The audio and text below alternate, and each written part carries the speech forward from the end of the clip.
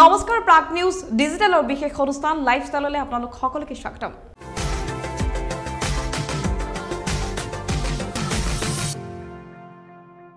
আমি আজি লাইফষ্টাইলত আলোচনা কৰিম বৰফৰে গা ধুলে কি উপকাৰ হয়। বৰফৰে গা ধুলে হতাশা আৰু উদ্বেগৰ পৰা হাত সাৰিব পাৰি। জানো আহক বিশেষজ্ঞসকলে ইয়াৰ বিষয়ে কি কয়। বৰফৰে গা ধুলে উপশম পাব পাৰি হতাশা আৰু উদ্বেগৰ পৰা। শেহতীয়াকৈ এজন লোকে দাবী কৰিছে যে বৰফৰ পানীত গা ধুলে তেওঁ কেইবাবছৰ ধৰি অনুভৱ কৰি অহা হতাশা আৰু উদ্বেগৰ পৰা আৰোগ্য লাভ কৰিছে। ডেইলি মেইলৰ মতে ৱেলছৰ কেৰফিলিৰ মিচেলবক নামৰ লোকজনে এণ্টি ডিপ্ৰেশ্যন ঔষধ ব্যৱহাৰ কৰিবলৈ কমকৈ আৰম্ভ কৰিছে। ইতিমধ্যে তেওঁ নিজৰ উদ্বেগ নিবাৰণকাৰী ঔষধ সেৱন বন্ধ কৰি দিছে। ৩০ বছৰীয়া লোকজনে বৰফৰ পানীত ডুব যোৱাৰ উপকাৰিতাৰ বিষয়ে কয়, মই ইয়াক কেইমিনিটমানৰ বাবে গোটেই দিনটোৰ অস্বস্তি আঁতৰি যোৱা দেখিছো।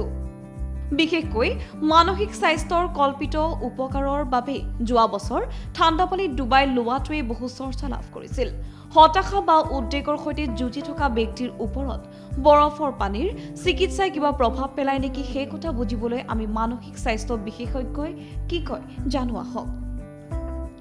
বৰফৰ পানীৰে গা ধোৱা, যাক ঠাণ্ডা পানীত বিসৰ্জন বুলিও কোৱা হয়, ই এক চিকিৎসা পদ্ধতি য'ত শৰীৰক বৰফেৰে ঠাণ্ডা পানীত অলপ সময়ৰ বাবে ডুবাই ৰখা হয়। সাধাৰণতে পানীৰ উষ্ণতা ৫০ৰ পৰা ৫৯ ডিগ্ৰী ফাৰেনহাইটৰ ভিতৰত থাকে।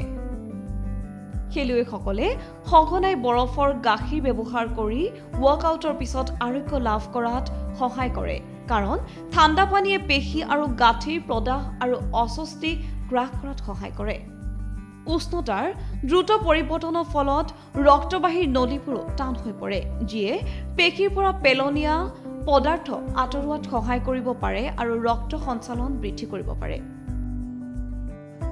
আমি আজি লাইফষ্টাইলত আলোচনা কৰিলো বৰফেৰে গা ধুলে আপোনাৰ কেনেদৰে উপকাৰ হয়। বৰফেৰে গা ধুলে আপুনি হতাশা বা উদ্বেগৰ পৰা হাত সাৰি থাকিব পাৰি। গতিকে আমি আলোচনা কৰা যি বিষয়টো আপোনালোকে অৱলম্বন কৰক আৰু সুস্থ সবল হৈ থাকক। ধন্যবাদ। চাই থাকিব প্ৰাগ নিউজ ডিজিটেলৰ বিশেষ অনুষ্ঠান লাইফষ্টাইল।